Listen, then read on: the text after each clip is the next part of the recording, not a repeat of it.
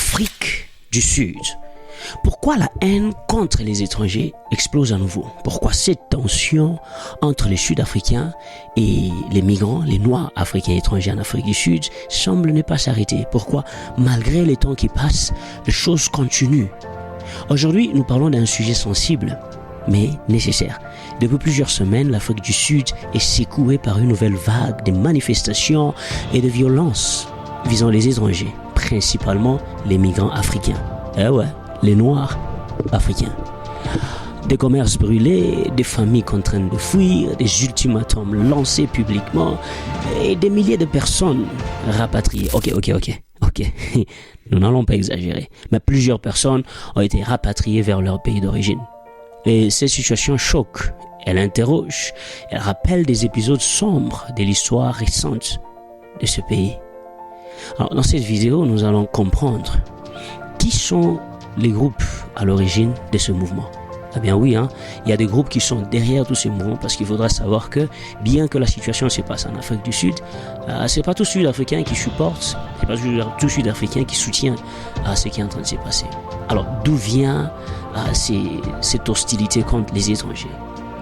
Ce qui est réellement passé en 2026, ce qui se passe actuellement en Afrique du Sud.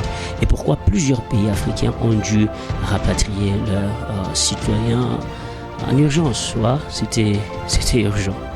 Nous allons essayer un peu de parler de tout ça. Alors, une xénophobie qui ne date pas d'hier, ça il faudra le savoir. La xénophobie en Afrique du Sud n'est pas nouvelle. Ah ouais, elle n'est pas nouvelle. Dès la fin des années 1990, après la fin de l'apartheid, le pays est devenu une terre d'espoir pour de millions d'Africains. C'était cette terre promise où il fallait venir chercher du travail, la sécurité ou de meilleures conditions de vie. Tout le monde voulait, au moins tout le monde en Afrique voulait venir en Afrique du Sud pour cette belle vie. Mais cette immigration a aussi malheureusement créé des tensions. Cela est venu avec des problèmes. En 2008, plus de 60 morts lors de violences xénophobes majeures ont été enregistrées. En 2015, en 2019, nouvelle vague d'attaques contre les migrants. Et aujourd'hui, en 2026, c'est une crise encore plus organisée, plus orchestrée et médiatisée. Partout sur les réseaux sociaux, on en parle. Ces événements montrent une réalité très très claire. La frustration sociale trouve régulièrement un bouc émissaire qui est l'étranger. Alors, les principaux groupes anti-immigrants, quels sont ces groupes? Qui sont ces groupes qui sont derrière tout ce mouvement? Alors, en première position, nous avons Opération Doudoula. Et je suis sûr que vous avez déjà entendu parler de ça, Opération Doudoula.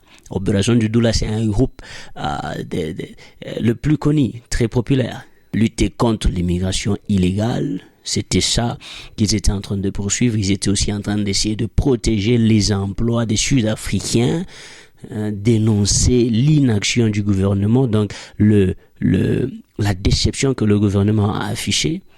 Alors concrètement, ces membres mènent des patrouilles communautaires, ciblent des commerces tenus par les étrangers et exercent une pression directe de cette façon-là, une pression directe dans certains quartiers populaires.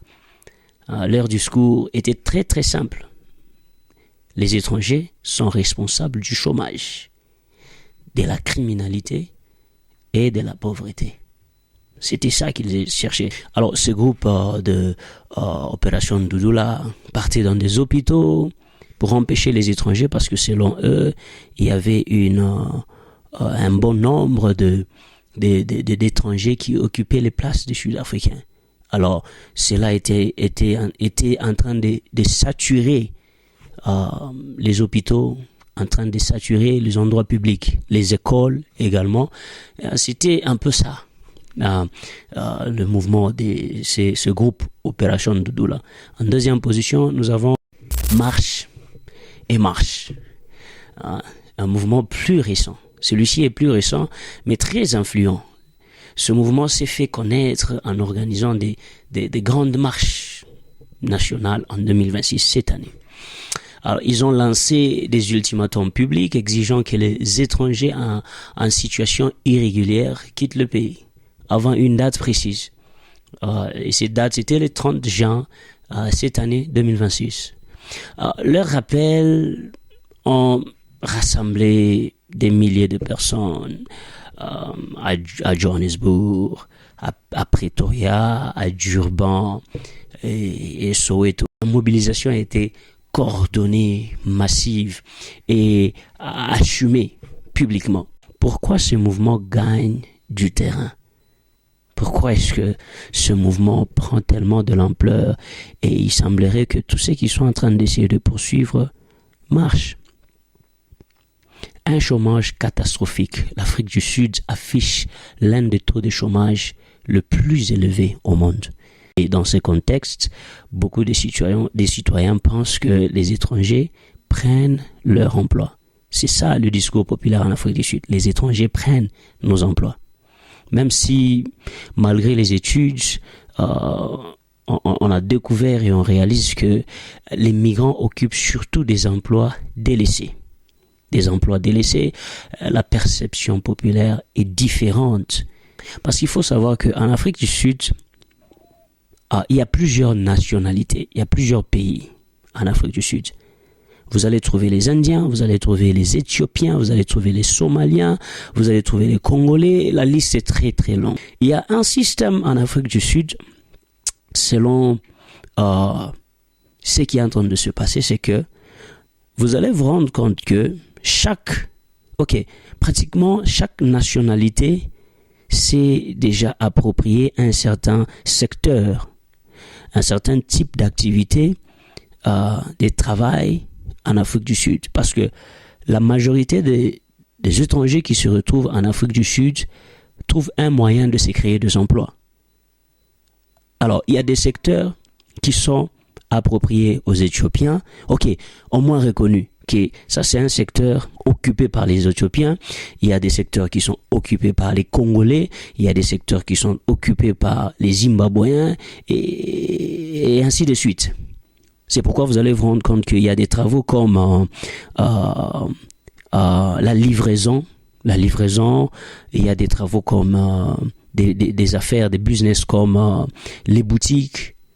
Il y a des business ou des travaux comme les taxis, le transport. Ces secteurs-là sont beaucoup plus saturés par un certain groupe, une certaine catégorie d'étrangers, une certaine nationalité.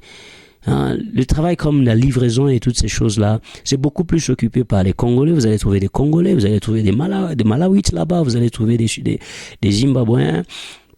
Dans le secteur du business, des boutiques de vivres faits, des boutiques d'habillement et toutes ces choses, vous allez beaucoup plus trouver des Éthiopiens là-bas qui occupent vraiment ces secteurs.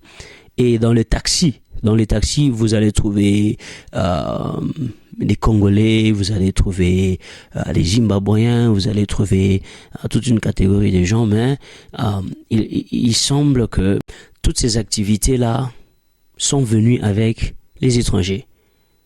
La livraison, par exemple, où il y a des étrangers qui utilisent des motos pour faire de la livraison, et le transport, par exemple. Et quand on parle du transport, ce n'est pas le transport public. Ouais, il faudra savoir que il y a des entreprises comme le Uber, il y a des entreprises comme le Bolt, il y a des entreprises comme les InDrive en Afrique du Sud. Tout ça, ce sont des entreprises qui sont privées où ce qui est en train de se passer, c'est que l'entreprise a une application et toi, tu viens avec ta voiture, tu t'enregistres et les gens vont commencer à appeler, booker, on va te booker et puis tu pars là où il y a un client, tu le transportes d'un point A à un point B. Ce n'est pas le transport public où nous avons des arrêts, des bus et tout et tout. Alors, ce sont des secteurs qui sont occupés par les étrangers. Et à chaque fois que les Sud-Africains se lèvent pour se plaindre et dire que les étrangers prennent leur travail, la plupart du temps, ils se réfèrent à ces activités-là qui malheureusement ont été créées qui ont été créées par l'arrivée des étrangers, malheureusement. Mais c'est la triste réalité qui se passe en Afrique du Sud. Donc, le groupe comme opération Doudoula et tout. Ils mettaient de la pression sur des services publics, hein, les hôpitaux. Selon eux, les hôpitaux étaient surchargés, logements insuffisants, les écoles étaient saturées et les étrangers sont accusés de peser sur un système qui malheureusement est déjà fragile. Et autour de toutes ces réalités-là, on cherche un bouc émissaire et la cible, les migrants, les Noirs africains. Ils deviennent alors les coupables qui sont idéaux. La manipulation politique. À l'approche d'échéances électorales, le discours anti-immigrant devient un outil de mobilisation très très rapide et efficace. Donc, plusieurs acteurs politiques utilisent ces discours-là pour leur propagande. Alors, des manifestations en 2026 ont entraîné des attaques ciblées contre des commerces étrangers, des menaces publiques, des déplacements massifs de population. Face aux dangers, plusieurs pays africains ont décidé malheureusement de rapatrier leurs citoyens. À cause de tout ce qui se passe en Afrique du Sud dernièrement, plusieurs pays africains ont décidé de rapatrier leurs citoyens. Il y a des pays comme le Nigeria, et environ 8 000 à 10 000 Nigérians ont quitté l'Afrique du Sud par l'organisation du gouvernement nigérian. Donc 8 000 à 10 000 personnes se sont décidées de rentrer au pays. Beaucoup étaient commerçants, beaucoup étaient travailleurs indépendants et le gouvernement nigérian a affrété des vols spéciaux et ouvert des centres d'accueil. Il y a aussi des pays comme le Ghana, environ 3 000 à 4 000 citoyens ont été rapatriés. Alors la majorité, c'était des étudiants et des petits entrepreneurs. Alors le Ghana a officiellement protesté auprès de Pretoria. Le Ghana a affiché sa frustration, son mécontentement contre ce qui se passe en Afrique du Sud. Il y a aussi des pays comme Malawi. Près de 5 000 ressortissants ont quitté le pays et beaucoup également été des travailleurs et dans la construction. Le rapatriement s'est fait par bus, convoi terrestre, et le gouvernement malawite a organisé tout cela. Il y a aussi des pays comme le Zimbabwe. On a estimé environ 7 000 à 9 000 personnes déplacées. 7 000 à 9 000 personnes rentrées au Zimbabwe. Certains sont rentrés volontairement, d'autres par peur. Le Zimbabwe reste le pays le plus touché historiquement. Et il y a aussi des pays comme le Mozambique. Mozambique, environ 2 000 à 3 000 rapatriés, principalement des travailleurs urbains et informels. Au total, on estime que plus de 25 000 à 30 000 étrangers ont quitté l'Afrique du Sud en quelques semaines, dû à tout ce qui est en train de se passer actuellement en Afrique du Sud. Alors, c'est une situation qui amène la peur, la frustration, le doute. Il y en a qui sont animés d'un esprit de vengeance parce qu'il y a des pays qui se sont levés. Alors, qu'est-ce qu'on peut comprendre autour de tout ça? Une crise économique profonde, un chômage massif, une frustration sociale accumulée